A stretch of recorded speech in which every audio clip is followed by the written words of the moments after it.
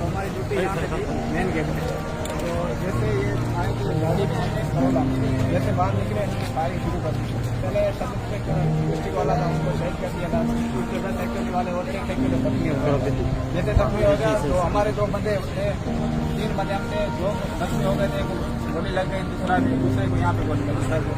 वो जख्मी हो गए थे, वो उसको उधर ही गिरे। फिर उन्होंने एक को शूट किया, वो मर गया था। फिर उन्होंने बोला भाई एक बंदा और भी जिंदा है जो हमें शूट कर रहा है। ये वादे सुनने में आया था।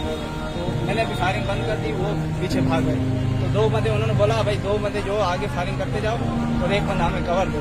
जैसे वो 2 बंदे फायरिंग करता गया, एक बंदा फायरिंग करता, दूसरे ग्रेनेड फेंकता गया यहाँ से आगे।